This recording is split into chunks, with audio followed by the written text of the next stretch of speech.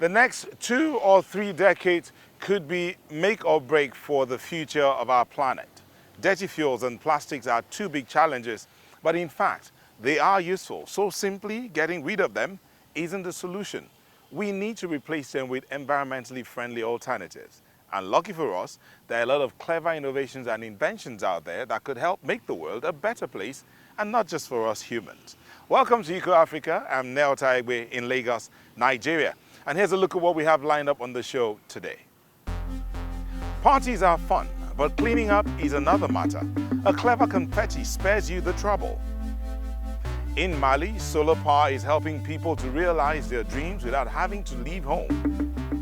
And in Ghana, a mobile app is making waste management more efficient and lucrative for people whose livelihoods depend on it. Our first report showcases one of the world's greatest waste disposal services. I'm talking about one provided by Vultures. These scavengers are not only willing, they are eager to do the dirty work of cleaning up carcasses found in the wild. There are about 23 different species of the bird across the world, but sadly, far too many of them are under threat. And that is a problem because vultures play a vital role in keeping ecosystems healthy, which makes them well worth protecting. Let's take a look.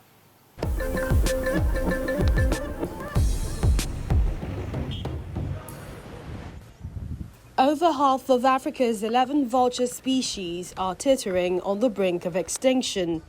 The environmental NGO Nature Kenya has been observing the development in East Africa.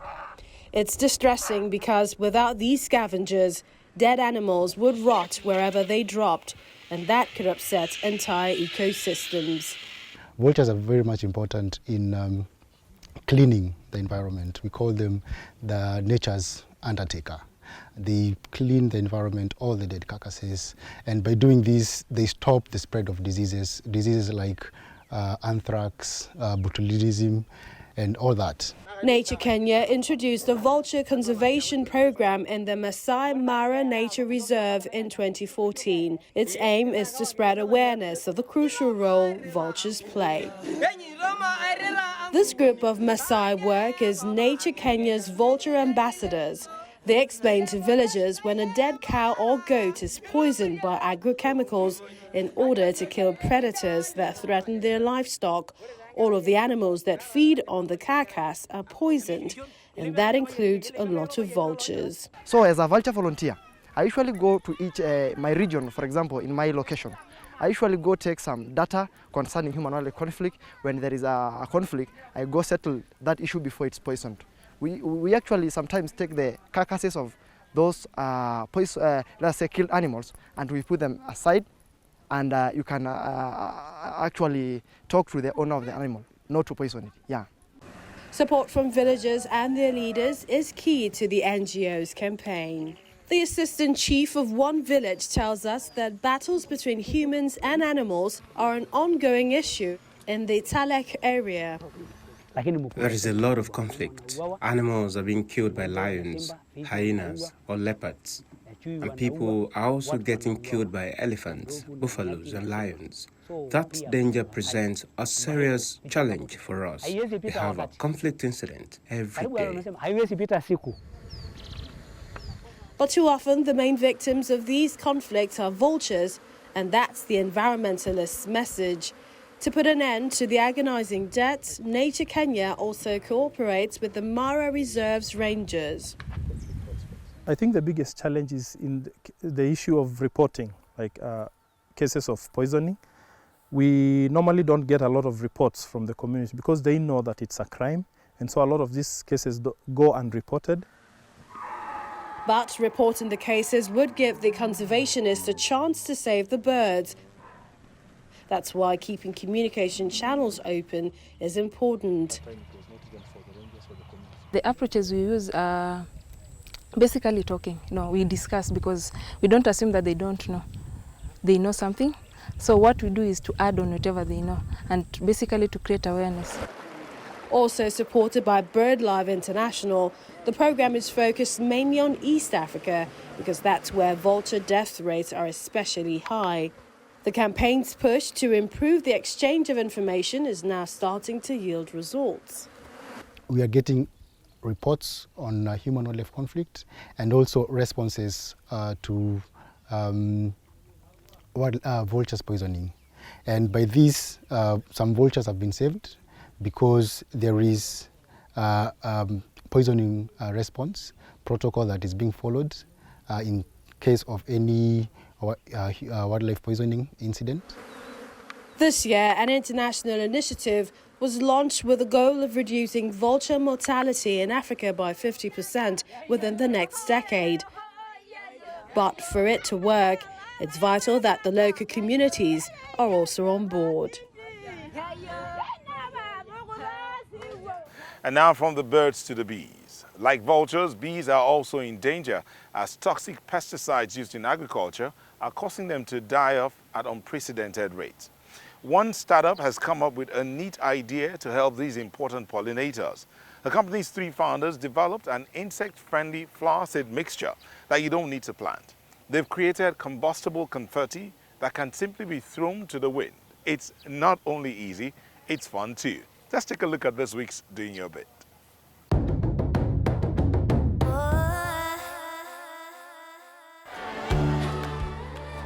When humans gather to celebrate, they often throw confetti to liven up the party.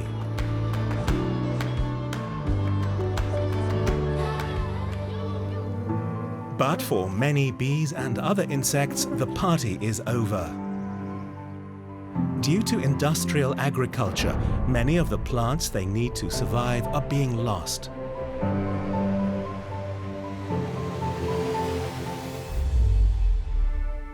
Philip Weyer wants to give bees a helping hand. So he and some friends have created biodegradable confetti made from starch.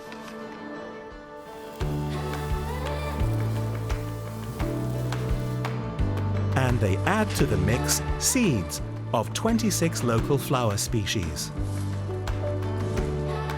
The entrepreneurs hope that happy humans will toss the eco-friendly confetti in urban areas, thereby creating additional foraging options for bees and other insects.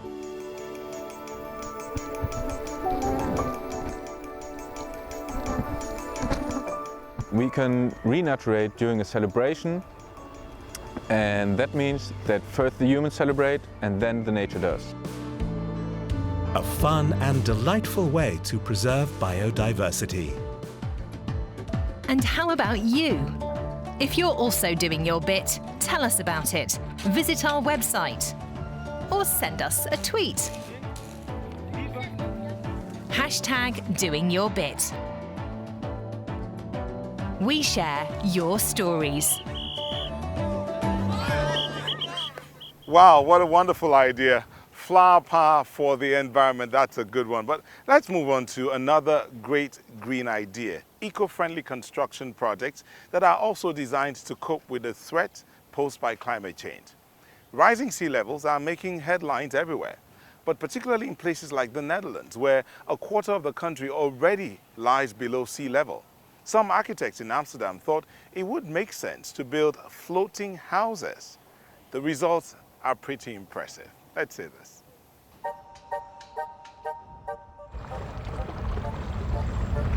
Living on water in the city centre. One day, more than 100 people will live on this side canal in Amsterdam. Marcus Schmidt and his wife Yvonne van Zaak are among the first residents. It's a different way of life here. All this light, the water sparkles and reflects everywhere. Exactly. It actually seems more extreme. And somehow, you're closer to nature. When the wind blows and you open the door, a gust of wind will come rushing into your face. So everything arrives pretty directly here. Their house is one of a total of 30 buildings which are part of the project Strandstrip Amsterdam. Each building has its own design. But they all have one thing in common. They float on special concrete rafts fastened onto pillars. The swimming foundation needs to be able to carry several hundred tons and must therefore be balanced precisely by architects like Jorrit Howard. Up front, you have to calculate everything that you put on the boat, how heavy it will be.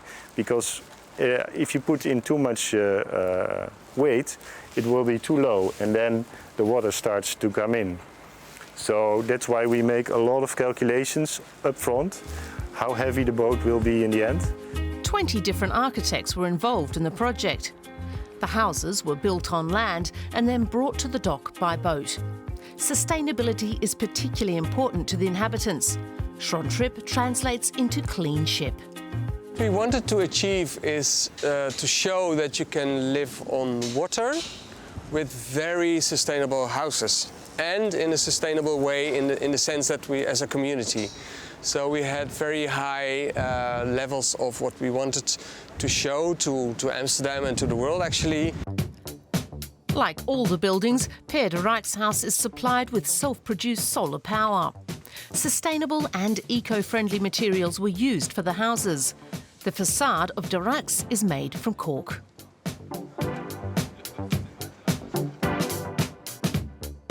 We had loads of discussions with the whole group, and we had help from different advisors on materials. So we ended up with a list, a green list, an orange list and a red list. Red list was a no-go. Orange was okay if you really have to because of cost reasons or technical reasons, but preferably try to use only materials from the green list. So cork was on the green list, and we liked it very much, so that was our choice to do so. Living on water has a long tradition in Amsterdam. Houseboats can be seen on almost every canal. One of the first floating districts was built a couple of years ago in the district of Ijborg. 50 houses on artificial islands. Now the trend is arriving in other European cities. In London, for example, where British architects Bakker are planning floating homes in the Royal Docks. Copenhagen has responded to a lack of affordable student housing with the so-called urban rigger, 12 floating houses designed by star architect Bjarke Ingels. Bjarke Ingels doesn't shy away from even greater visions, a floating city for 10,000 people in regions threatened by climate change. In Amsterdam, demand is on the rise too. I think there's a really big potential on building on water. We see we have some requests from all over the world, from New York, who's looking to live on the water, Baltimore. In the Netherlands, there are several areas where they are building houses and communities, over 50 to 100 to 200 houses even. For Yvonne van Zaak and Marcus Schmidt, this vision has become a reality. 150 square metres, 2 floors, a roof garden, almost like a house in the countryside. But there is one difference. Their home sways. It was a little weird at first. I haven't felt sick yet, but I did have a day where I thought, I need to set foot on some solid ground. But it's a small price to pay for their dream of living on water. If you are a regular viewer of our show, you'll know that lots of people in Africa do not have access to electricity. It's not just that they can't turn on the lights and power at the flip of a switch. Electricity also drives business, and without it, people are deprived of valuable opportunities. Many resort to buying diesel generators, but of course they aren't environmentally friendly. How much better if the electricity comes from a renewable source? One startup from Germany is bringing solar power into remote areas of Niger and Mali. Let's see this. Residents in the village of Sirakoro in southwestern Mali are getting ready to welcome visitors. The village has never had electricity. Now that's about to change, thanks to Torsten Schreiber and his wife, Aida. They're the founders of a company called Africa Green Tech. They arrive to great fanfare. Their company brings solar power plants to remote villages in the Sahel region. Everyone here has been looking forward to this day for a long time. It's such a relief to finally achieve this and make it possible for the people here. This has taken nearly 9 months of preparation.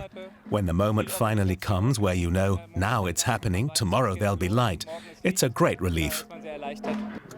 While the villagers celebrate, the Malian technicians from Africa Green Tech set to work.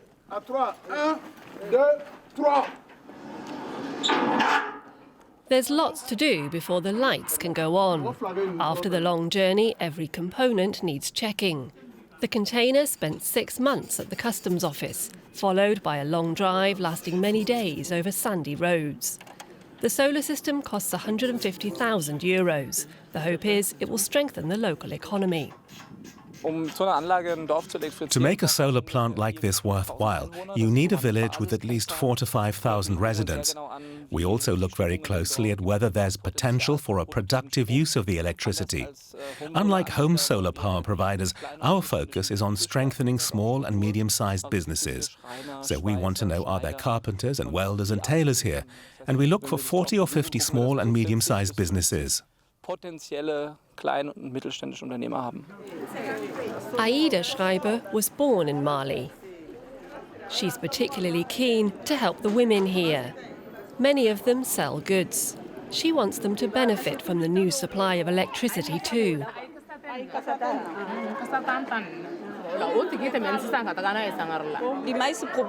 Most of the problems that the women here have stem from the fact that they have no access to education. As a result, they're much more focused on having children, and the birth rates go up and up. What Africa Green Tech does is offer them an opportunity to receive training and improve their chances of earning money. If the economy in the village improves, the residents will also have more money to invest in their children's education. So beyond providing electricity, it's also about improving the villagers' prospects. In the village of Joliba, a 5-hour drive away, that's already evident. Here, a solar plant from Africa Green Tech has been operating for 2 years now, and the local economy is flourishing. Umar Keita runs a restaurant on the main road that leads to Mali's capital, Bamako. He also has a workshop and a chicken farm.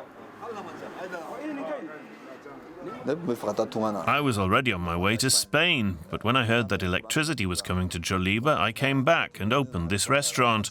And thank God I'm now earning enough. Umar Keita has also created jobs, providing a secure income for many other families in the village. Aida and Thorsten Schreiber keep contact with customers like Umar Keita to learn from their experiences. His success is confirmation that they're on the right path. Back in Sirakoro, the work is nearing completion.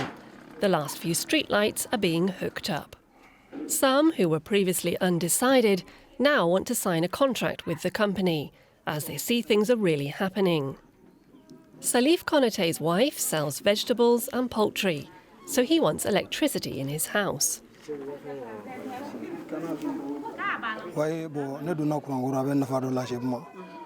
I signed the contract because I want to buy a fridge. Then my wife will be able to keep her produce fresh for longer and get a better price for it. My children will be able to study better, and life here will be safer. Customers do have to pay for the electricity, but it costs a lot less than power from the diesel generators that are so widespread in Africa. It takes about 15 years for the company to get the money back on its investment. 18 solar containers are already up and running, including one in neighbouring Niger. 4 more are on their way to Africa. What motivates us as founders is wanting to make a mark, bring change, and inspire others to follow suit. For me personally, helping the environment is key. I want my children to know that I at least tried to change things and didn't just watch as everything got worse. Towards evening, everything is finally set up. The control systems for the batteries are tested once more, to ensure there will also be power when it gets dark.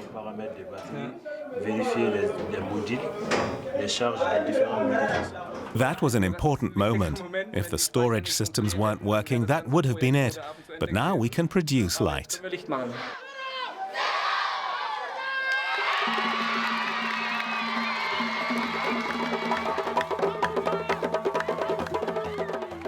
Another topic frequently featured on Eco Africa is waste management, which in several countries here on the continent is either badly organized or non-existent.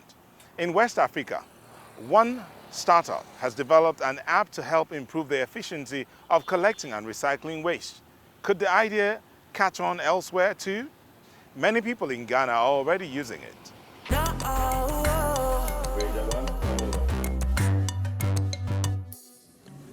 Just a quick click and the waste collectors are on the road. An Accra-based company is always on call to pick up its clients' plastic waste. And not only does the recycling firm collect the waste, it also pays for it. The bags are weighed, the amount entered into the app, and the money transferred right to the client's mobile account. Now that the app is there, any time of the day, in the morning, in the night, anytime I can make a request on the app and place my request. Then once they are ready to pick, they contact me and they pick up the plastics. Koliba's small collection trucks have been zipping around Accra's streets for 3 years. Every month they collect over 12 tons of plastic waste from regular customers around 2,500 households. Prince Agbata teamed up with a friend for the project. Koliba is a mobile platform that puts recycling services at people's fingertips. They can know the closest drop-off center, they can request for a pickup, and then it comes to our center and our rangers pick them up, bring them to these sorting and processing facilities where they are recycled into new products. At the company's processing sites, the plastic is first sorted and shredded. Then, the resulting flakes and pellets are sold on to companies in Ghana and Europe. 80% of the staff is female. The women say they are able to earn a livable wage from the work here. We usually do 3 or 4 sacks in a day. That is a lot of money in Ghana. We have a company doctor, we have health insurance, and we have life insurance too in the company. When we call the company doctor, he attends to us and gives us medication. The company buys the medicine for us. Koliba also buys plastic waste from women who collect it in the streets and deliver it themselves. It has become an important source of income for 68-year-old Rosalind Tete and her family. It helped me to buy my credits for my meter. I have my own meter.